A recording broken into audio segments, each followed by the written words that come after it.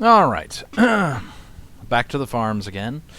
And Mr. Dongs did this long-ass write-up of this WorldClassBullShitters stream, which I'm pretty sure I tried to get around to watching and just didn't manage it. It's just, I don't know, boring garbage. But anyway,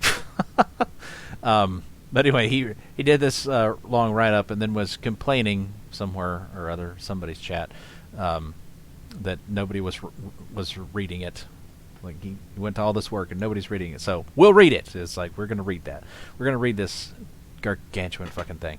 All right. So did anybody watch this? And we covered that before. It's like somebody posting about that shit, and I said it was, yeah. Okay, Jesse Milestone's live stream here was 20 minutes late, having evidently reconsidered the merits of drama streaming, and instead consisted of herself and Jeff in bed in their hovel as they talked to two nobodies about eating pizza. Other food they at one point have eaten, the personal histories of the nobodies and their medical ailments, jeez, and so on, like a newly minted Rosetta Allen. Milestone's transformation from Fandom Menace to Fandom Reject is truly amazing to watch in real time. However, all was not gloom and doom in the slovenly Milestone household. I don't know whether we want to watch that. I mean, he's got this queued up to something, but I don't know what it is. So this was on the 17th. Star Wars Visions. I don't even know what that is, nor do I care anymore. Johnny Depp speaks. Don't really care about that anymore. Update that might upset you. Live with artist Shane Davis. Shane's sometimes entertaining. Update that might upset you. Don't know what that is. Bit of unmentioned context was that this annual gathering was referred to as the Fandom Menace meetup. Oh. In 2019 and 2020, and only last month was renamed the Friday Night Tights / Geeks and Gamers meetup. Interesting. Well, yeah. After both Jeremy and Gary announced their abandonment of the hashtag. The World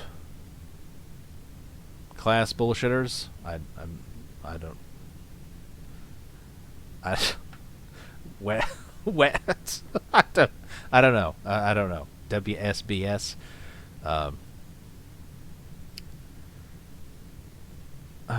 White stained bed sheets. White, or I don't know. All right. Couple felt this wasn't going to be a barrier to them interacting with their mutually shared fan base. Jeff and Jessi perhaps understandably feel dejected and alienated after being expelled from a convention while their peers and community stood silent and did nothing before the whims of the Grift Lords, like so much Zack Snyder. But they are not alone. Frog sends over his best and brightest, crossed out, Shane Davis, to let them know that they have friends in these trying times, that they do have support they can count on.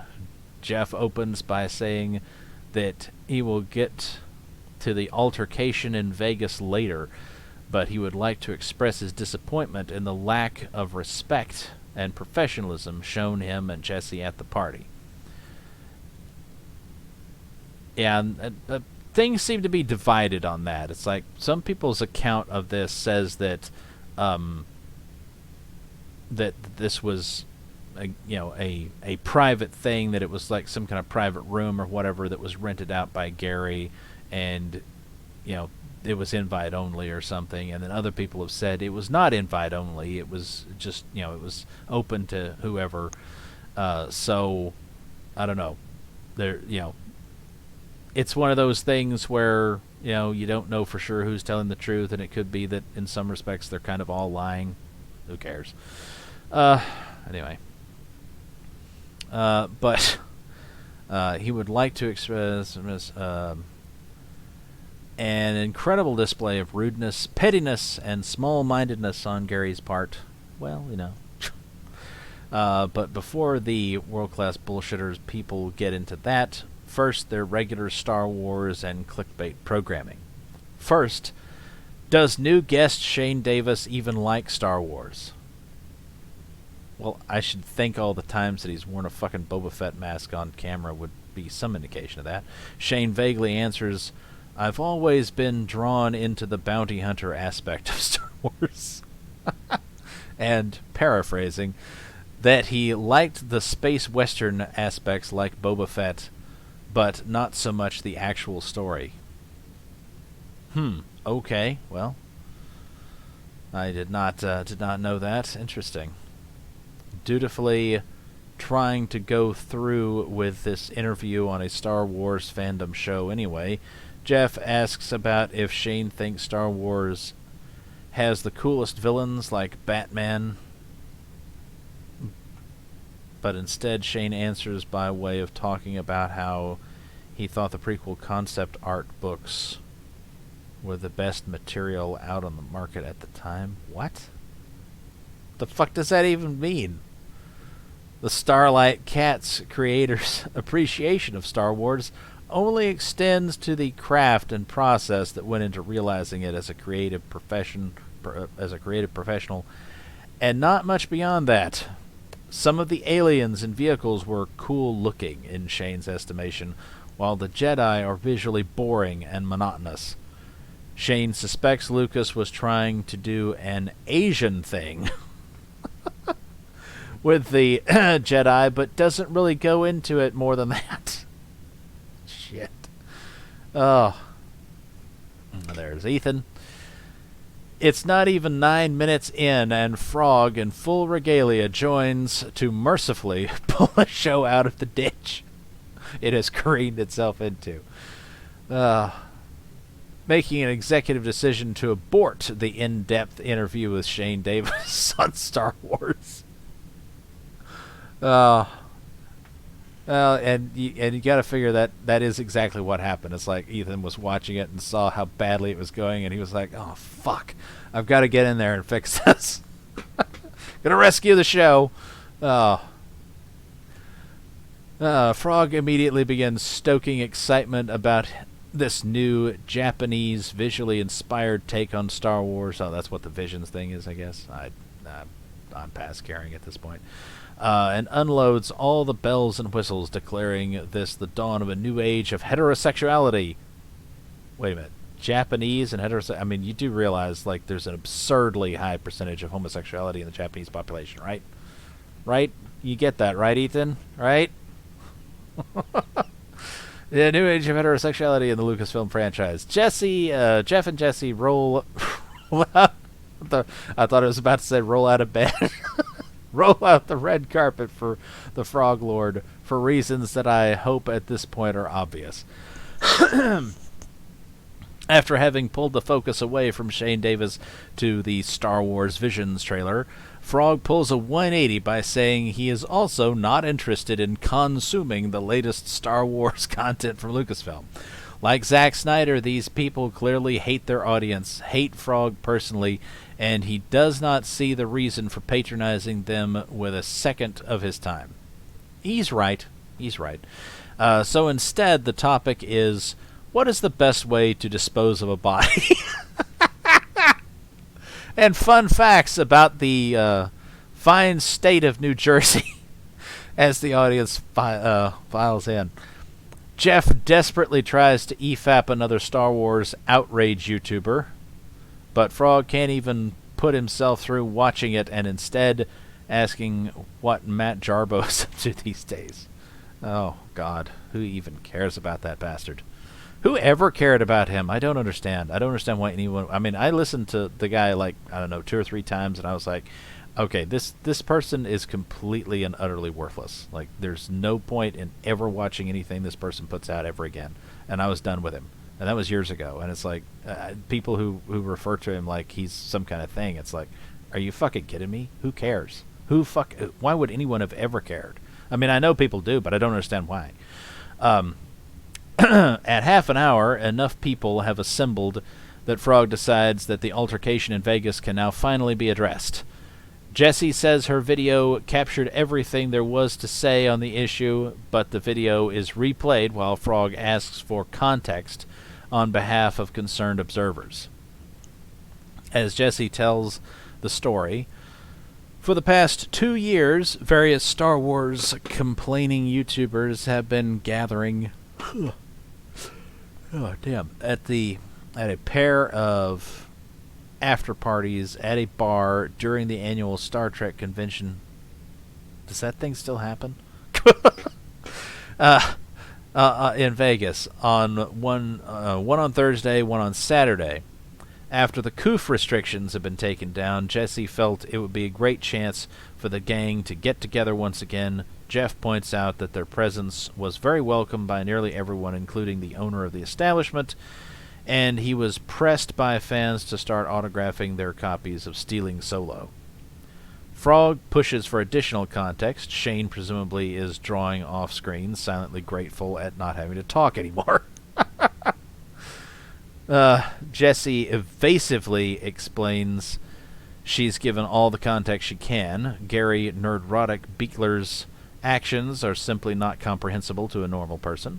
She emphasizes that after a completely non-eventful appearance on Thursday, on Saturday she was confronted by Gary's wife, welcomed them by screaming, "Gary told me to tell you to get the fuck out," and pointed at the door. Oh, big man telling his wife to go get rid of people for him. She's the bouncer, I guess. She wears the pants in that relationship. Emphasizing that this was the edict of the Grift Lord himself, and not just his spouse being a raging crazy bitch of her own accord. Something that no doubt is a real and regular occurrence in Jessi's world.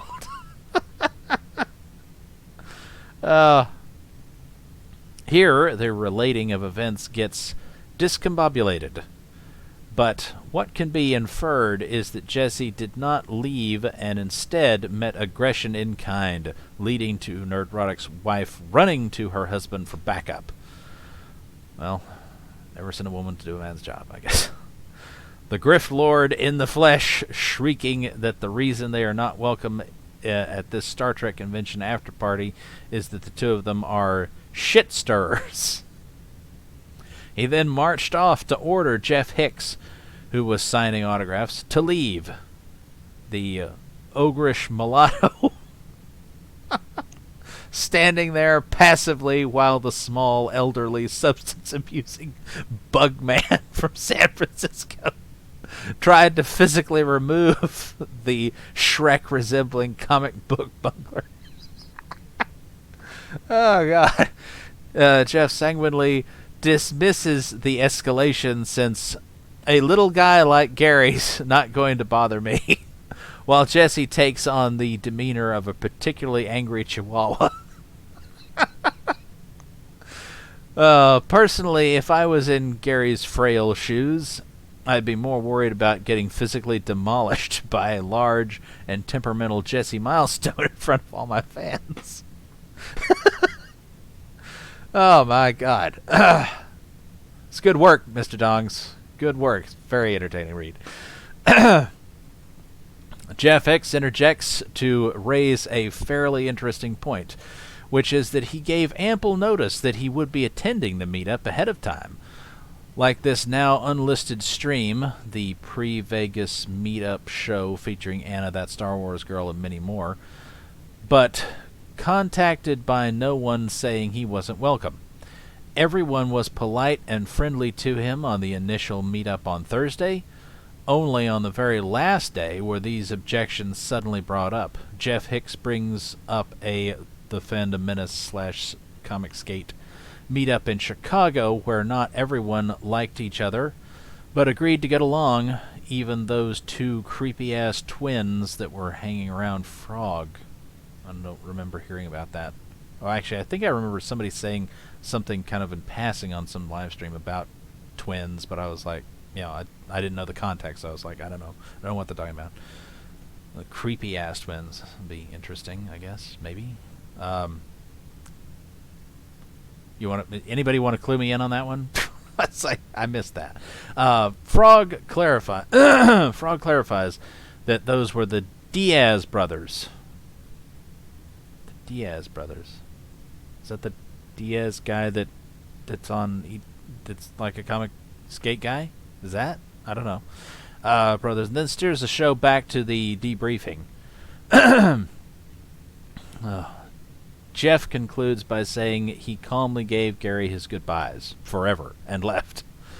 Frog asks what everyone else did. Jeremy Griggs was apparently present, ushering away onlookers and trying to cover things up, as Jeremy does. Jesus. What a fucking cuck he is these days. Maybe forever, I don't know. But he didn't seem so obviously to be such a piece of shit before, I guess. You know, I guess, I don't know. It's one of those things, I guess, you know, it takes time to realize that certain people suck. You know, or at least for some of us it does if you're not paying that much attention. Jessi hypothesizes that Gary's motive here was insecurity, that he perceived WorldClassBullShitters as a threat to his brand. My brand! Jeez. But also that he just dislikes her for some reason. He just does. Well, I mean, it's not like she's a shrieking harpy or anything, right? It's not like she's bad-mouthed him and his friends and so on and so forth. Frog offers his own interpretation of events, that there have been multiple divides in the community and that it's undergoing a steady phase of disintegration. Well, that's what I've been saying for a while now. First, there was the Zack Snyder schism, then the Mecha Random versus Tom Connors feud, then Ryan Kennel denouncing Doomcock as his fans. As his fans? Should they and his fans? I don't know. As a grifter, and and his fans. As a grifter and his retards. And the latest being Frog's spat with Az/heel versus Babyface. Yes, we've covered all of those, I think, haven't we? I don't remember. Did we cover? Did I actually cover the Zack Snyder thing? I can't remember if I actually did that or if that was before I really started doing videos. I can't remember. Anyway, Jessi sided with Mecha Random and Mary Mayhem against Tom Connors. Yes, she picked the losing side in that, sort of. I mean, it's only really they ganged up on Tom quite effectively, but they wound up being on the losing side because Mecha made herself so incredibly fucking radioactive over that shit. It's just, and she's still doing it to this day. She keeps on saying, stupid shit, and it's like, my God, the woman does not know when to shut the fuck up. For her own good, she doesn't know when to shut the fuck up. Anyway, of course, I mean, the same can be said of Jessi as well, probably. Although, I don't know. I mean, as loud as Jessi can be sometimes, you do notice that sometimes she doesn't talk about shit. She just decides, nope, I'm done. I'm not going to say anything more about that. Like, I mean, she will say way more than she should when she does talk, but she will also keep quiet. Mecha, not so much. She just keeps on bringing it up and being like, I don't know why anybody has a problem with me saying, and then she says it again. With me saying that Zack Snyder, sex trafficked his child. It's like, like, why would anybody care about that? Jesus. Anyway, Gary Beekler's consigliere and found herself persona non grata in Gary's books as a result. Jessi agrees that a divide exists. Well, I'm glad we can all agree on that one point. Encouraged, Frog continues to elaborate, explaining at 57:30 that when Jessi got together with the other Fandom Menace bitches to try and cancel Tom, Nerdrotic took umbrage to this. Jessi receives this less well. And Frog starts to immediately backpedal. She demands Frog repeat what he said, and after having obliged her, demanding an explanation how it was canceling someone. It was very obviously that. Jessi, are you fucking kidding me? Jesus. It's not canceling somebody. We're just telling you what a fucking piece of shit he is and how he's abused all of us for years. It's not canceling somebody. Frog obfuscates with just a hint of nervousness in his voice, opting to focus on Mecharandom's week of explosions. Jessi accepts the out and pauses to read super chats and field questions from Shane Davis. Frog declares himself behind the couple 100% and renders his verdict that this was a meetup for the anti-SJW community and not a personal party. Verdict delivered. The next 2 hours were followed by Johnny Depp news, idle small talk, and Frog playing his piano and can be skipped. Yeah. Conclusion. So, who's to say who truly owns this Vegas pub crawl? The fandom and community, or the people that went to the trouble of organizing it? I think this photograph posted by Jessi Milestone herself illustrates the issue. This is working at least. Yeah, a well-read anus stream had this up. Smug Pug was looking at it, and he kept on zooming into the boobies. I love how, it's like, it didn't actually enlarge it any, but it's it transformed it into a hand so that you can grab the boobies. The fuck is that? I don't know. So it's like, this apparently is Krista Nova, who's a Geeks and Gamers girl. This person, don't know. Nobody knew who she was. I don't know. And of course, that's Jessi. Jessi does look quite large compared to the other girls. Although, even Jessi looks very small compared to Jeff. So anyway, Krista Nova, I have no idea about her politics or anything. She may be a rabid leftist, but I do know from personal experience that she has simps on Twitter and whatnot that are definitely leftist shitbags who believe, among other things, that the Nazis were right-wingers, so they believe that horse shit. And when confronted about that, they offered absolutely no evidence to explain why they believed that. They just insisted that that's how it was because, reasons. And I pointed out, legitimate reasons why, no, they're leftists, and here's why. And, it's like, okay, whatever. So.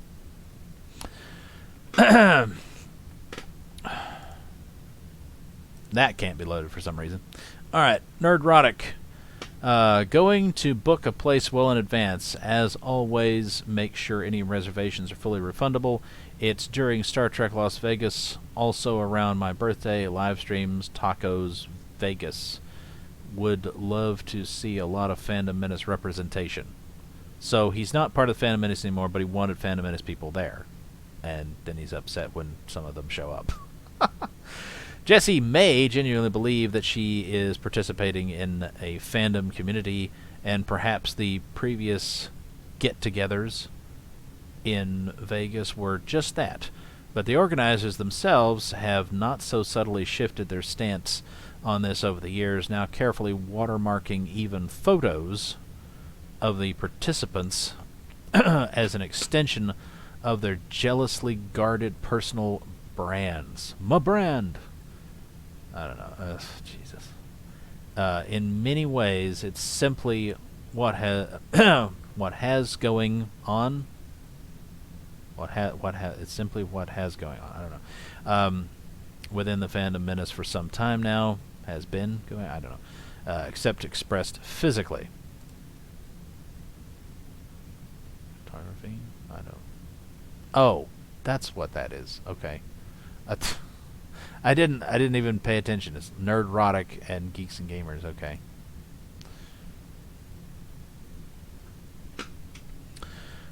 Smug Fraser, or however you pronounce that, says, I never liked Nerdrotic. He looks like an AIDS carrier. Sending your wife to do your dirty work, what a faggot. Well, what a story. You must be kidding, aren't you? It's like, I don't know. Anyway, I'll never understand why people like Gary. Yeah, a number of people do, and I don't hate him or anything, but I don't understand why he does appeal as much as he apparently does to some people, because to me, I'm just kind of meh. But it was pathetic he couldn't kick her out himself. I'm also glad that people are calling out Jessi in the comments as well. Yeah. To be frank, that's what Milestone/Hicks have claimed. Not so sure I'd put them in the reliable narrator category. True. So I'm personally going to withhold judgment. Especially since love or hate Gary Grifter of rock and roll... What? PT... What? Super Chat fame? What the fuck is... I don't know. We're not going to go look at that. I don't know what that is, so we're not going to chance it. His channel is continuing to grow like gangbusters, while those of his critics are stagnating, perhaps even contracting. If I remember correctly, even Frog decided to move his next art auction from Friday, Saturday to Saturday, Sunday to avoid going toe-to-toe with Friday Night Tights. Pretty sure he said that explicitly. Well, quite possibly. I mean, I don't know. I guess it... Presumably, Friday Night Tights is the kind... I mean, it's probably billed to a certain extent as like a geek sort of thing, but really it's a normie sort of thing. It appeals to normies, and that's why they have such a huge audience, because it's more of a general appeal thing, I guess. I don't know. I mean, I personally find Friday Night Tights to be pretty fucking dull most of the time. I mean, every now and then they will talk about something that will be interesting. Every now and then there will be something funny that just organically arises. It's kind of like EFAP, although probably not as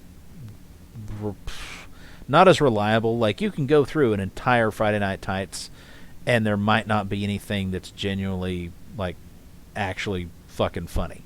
Like, you know, maybe a little bit humorous, but you can go through one of those things potentially and not get any really good hearty laughs out of it.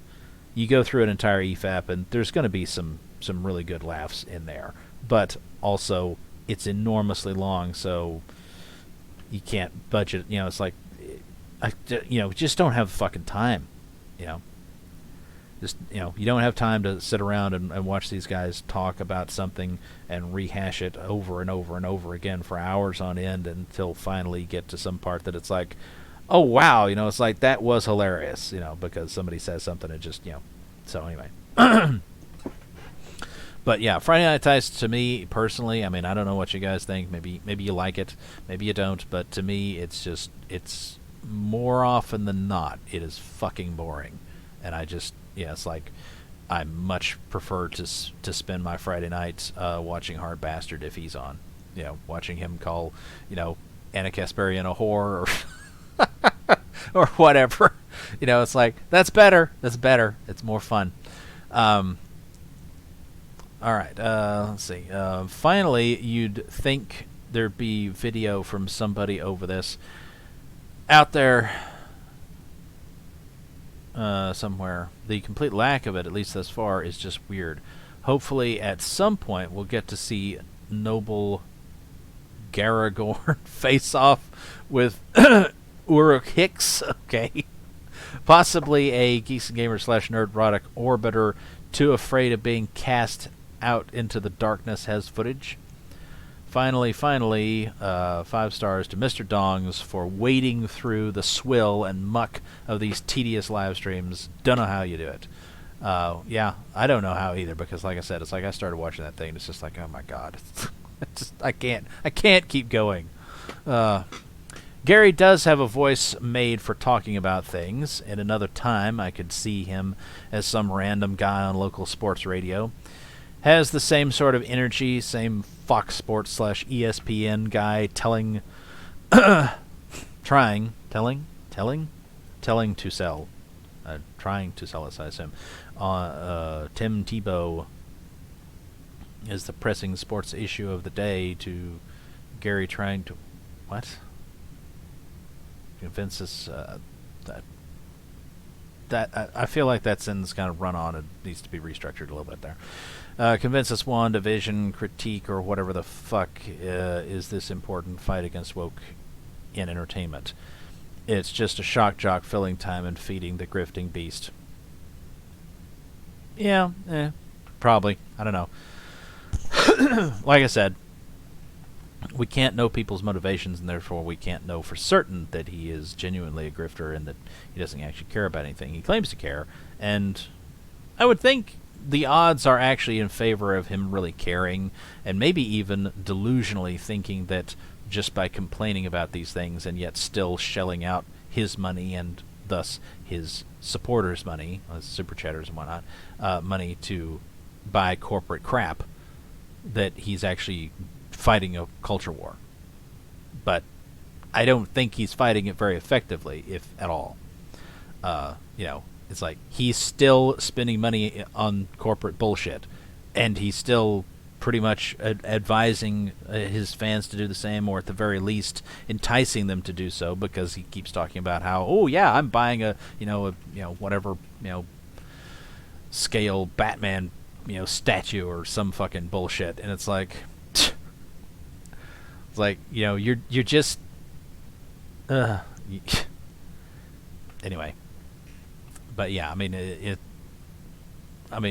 whatever you think of the likes of Ethan, it's like he's, by advising you to not pay for Disney Plus and not go to see any Disney movies and instead buy Cyberfrog, it's like he is actually doing more for the culture war by doing that than Gary is by not telling anybody to stop buying corporate bullshit and buying corporate bullshit himself and complaining about how much corporate bullshit is woke and sucks.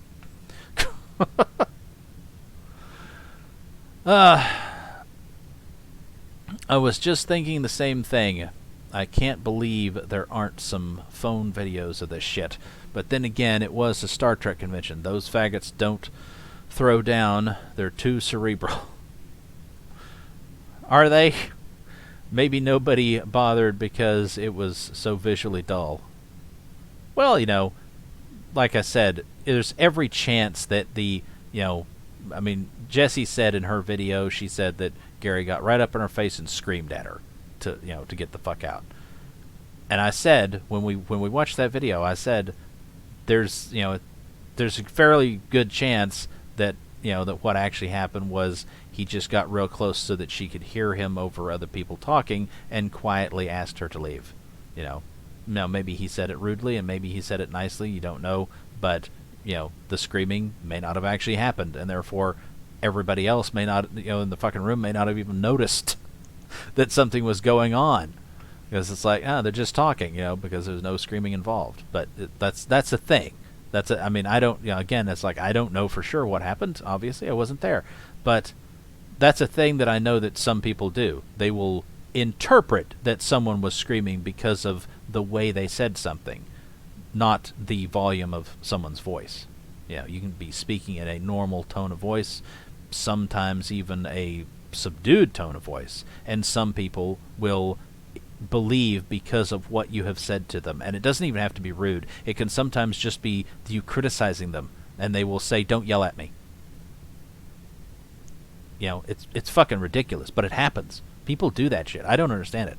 It's like, I don't appreciate people saying, things like "don't yell at me" or "don't scream at me" or whatever, unless I actually am yelling or screaming at them when I'm just talking to them. But there are some people who just fucking cannot take criticism. Not at all. You mention that they did something wrong, like at work or whatever, and they take it like it's a fucking insult. And it's like, no, I'm just mentioning it so that you know to do it right next time. And then when you learn not to do that because that person can't take the slightest bit of fucking criticism, then you just have to go around behind them and fix what they fuck up. And if they catch you doing that, they also think that you have insulted them somehow. And it's like, what the fuck is your problem? At that point you want to scream at them, because it's like, God damn it, if you won't do the job right, then you need at least to not be upset when other people come along behind you and fix it. Anyway. Any pics of Gary's blue sparkly eye glitter wife, though? I know, yeah, when she started saying about the blue sparkly, I was like, her hair, and I was like, oh my god, is Gary's wife actually like a stereotypical fucking SJW looking bitch? But no, it turned out to be eye glitter. It's like, okay, well maybe that was just, for the event.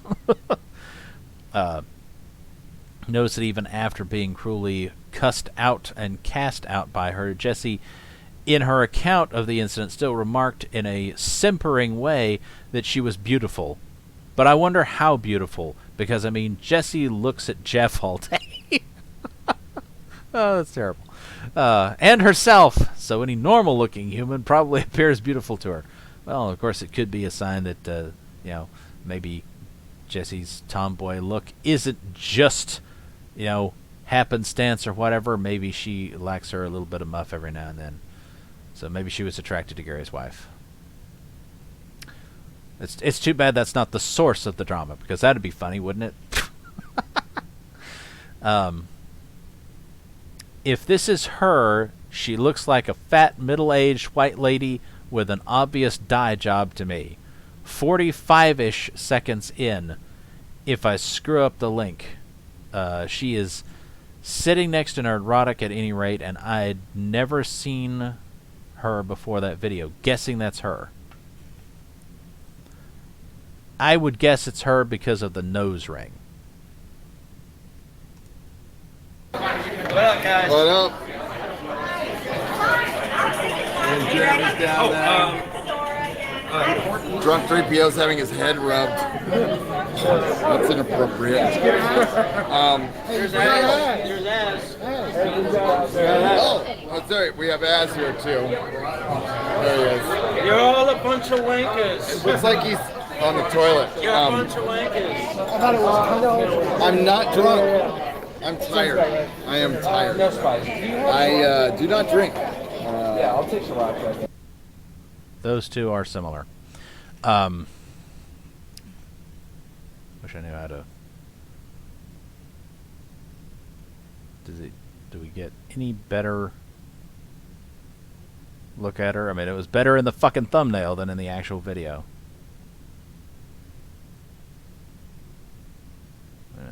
There. Welby, sorry. Eli McGinnis.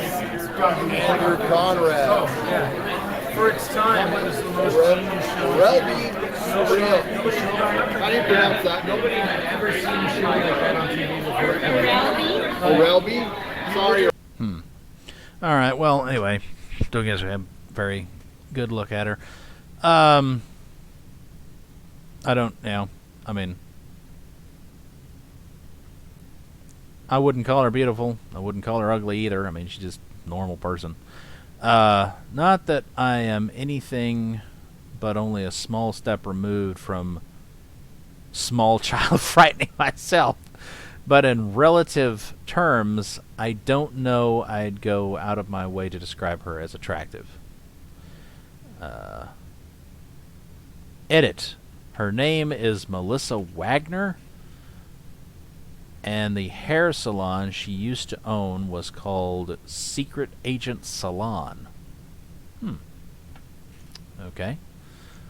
Her Majesty's SAS.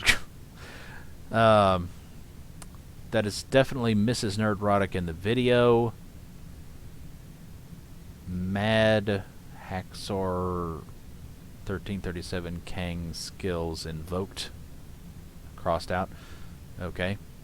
5 minutes on Twitter and 1 minute on Google Images about the extent of my abilities to this sort of thing. There's more out there like Facebook, etc., but I can't be bothered. Spoiler screenshots. And all of those images are broken.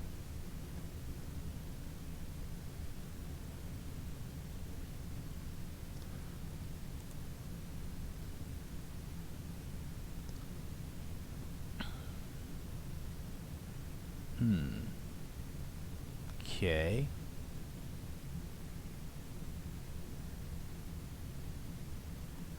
There's no picture of her there.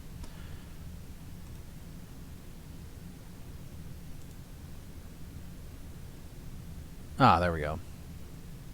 Square Nerdrotics. Saw the Joker, loved it. It's so awkward when I laugh and no one else in the theater is laughing.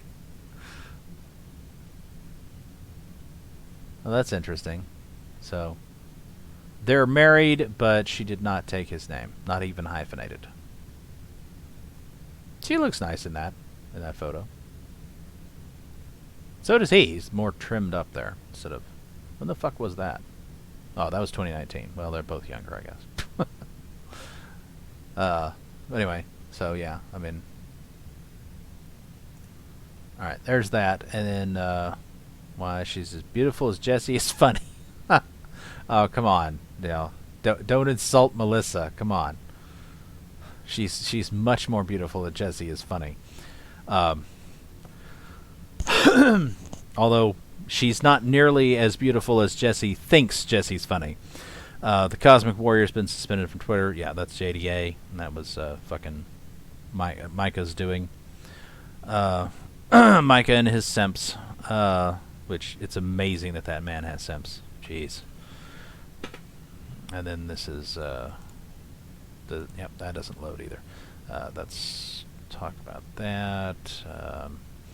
It's one of those moments where if everyone you meet is an asshole, either you need to meet new people or maybe you're the asshole. This sounds like a little of both.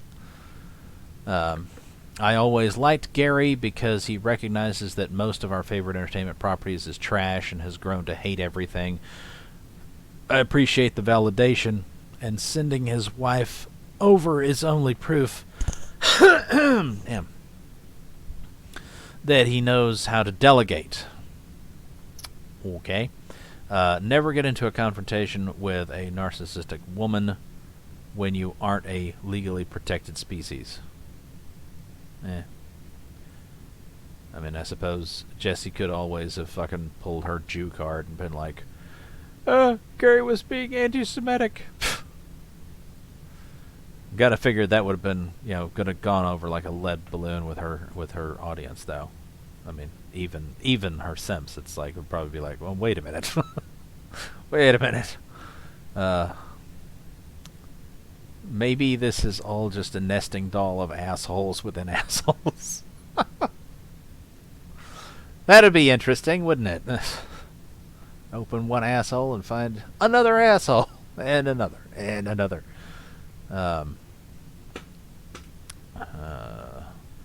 It's definitely both. Gary obviously doesn't like her and wants nothing to do with her, but won't say it out loud to keep that grifter train running. Jessi is obviously drama-prone and has chosen sides with drama-prone people like Mecha42 and Mary Mayhem. Not to mention, she has also gotten thrown out of a bar and didn't tell the true story before. Well, I only heard her side of that, so I don't know for sure what the true story is. God forbid alcohol gets involved. So, comic ideas are becoming like Spanish Habsburgs?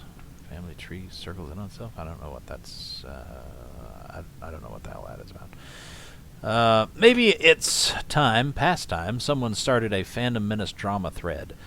I don't hate reading about it, but Frog's tangential involvement in it is the only, tenuous at best, link to ComicsGate or comics in general.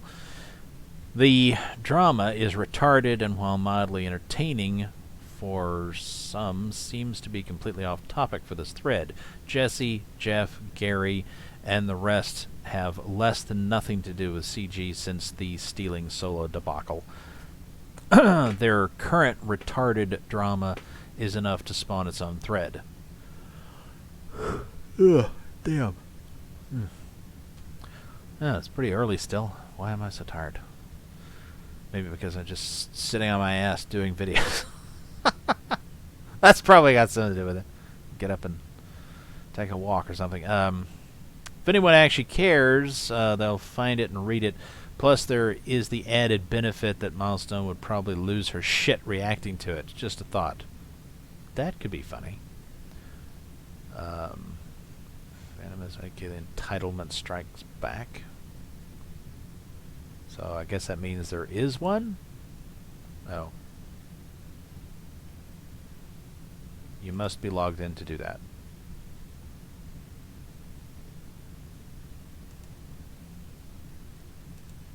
I don't want a... What? Oh my god.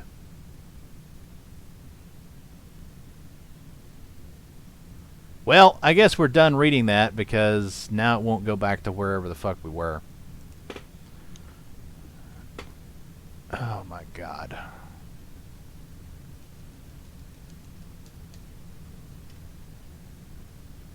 Okay, there we go. I fucking hate that, by the way. I don't know what the hell is the matter with your fucking website here, but it's not just the farms and their bullshit that they have problems with right now. There are some websites that for some fucking reason you click on a link and then before you know it, your browser, the back button doesn't go back anymore. It doesn't go back to where you were. Instead, it only goes back to whatever you clicked on. It's fucking bullshit. But that happens a lot. Fucking internet's gotten too fancy. Too fancy and too much fucking dog shit going on anyway. So I guess that's supposed to be a created or something. I don't know what the fuck that is. I mean, it looks like it's a link that's supposed to go someplace, but it doesn't go there. There is a Fandom Menace thread, but the OP is a complete mess with no sign of the thread creator coming back to fix his shit anytime soon. I don't really have the requisite knowledge on the Fandom Menace to make my own, and I'm not inclined to pay the $20 to buy Lodonis, the Phantom Menace history on Kindle. What the fuck? I don't know who that is. I wouldn't count on. I mean, anybody writing anything about the Phantom Menace is probably lying half the time anyway, no matter who the fuck they are. So they're either going to lie on one side or they're going to lie on the other. But anyway, I wouldn't bother with that. There's a few things going on, like Mike Curtis' Discord getting leaked by JDA and Testify, and the current topic of the day on ComicsGate stream circuit is a number of the SJW Gatekeeper comic pros like Chip Zdarsky and Nick Spencer moving on to greener pastures as Substack. If anyone has any thoughts they'd like to add on the subject, feel free. Well, I think Mike is a bitch for... I mean, like I said, he started the whole goddamn thing with JDA. JDA would not be doing any trolling with him, and that's all JDA is doing is trolling, and he wouldn't be doing it if Mike hadn't pissed him off in the first place. So, Micah brought the trolling on himself, and then, decides to act all butthurt about it, like he's being picked on, and then in turn he decides, oh, well, I'll get JDA deplatformed. So, Mike is a piece of shit. Of course, I've pretty much always thought that. Well, not always. Like I said, I kind of liked him initially when I hadn't heard very much from him, and then I thought, well, he's just kind of this dipshit. It does, says things and doesn't, if challenged on anything, can't back any of it up. But I've moved on to believing, yeah, he's a piece of fucking shit.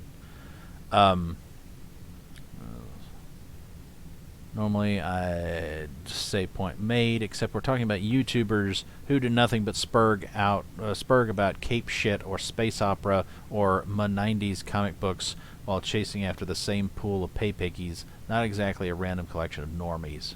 Edit upon reflection. Though, yeah, I'm kind of an asshole. I don't exactly embrace the description, but must admit that at times my behavior can be characterized as such. Probably part of the reason I can't seem to give up Kiwi Farms. Gives an outlet to that part of my nature not really available many other places. Okay, fair enough. Alright, well, there are, of course, this is page 1636, and we're all the way up to 1641 at least. So, I need to look at those ahead of time and see if there's anything worth looking at there, but I think probably we've done enough for this video. We've covered Mr. Dong's and his write-up of that, and we didn't actually watch any of the video, but I think his write-up was thorough enough that probably that's enough to be going on with.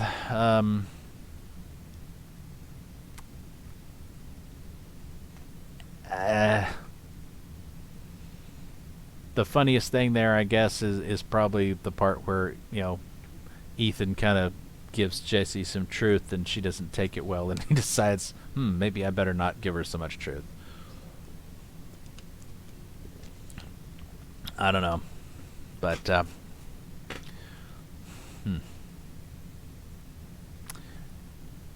don't know. I mean, well, I was about to say that the Phantom Menace is surely not long for this world, but I don't know. The thing about it is that what's going on with the Phantom Menace is that a lot of the big people involved in it have kind of decided they're not involved with it anymore. They say, "Oh, I'm not Phantom Menace anymore," and they've distanced themselves from it. You know, Gary's done that. Jeremy did that. You know, Ethan kind of has done that.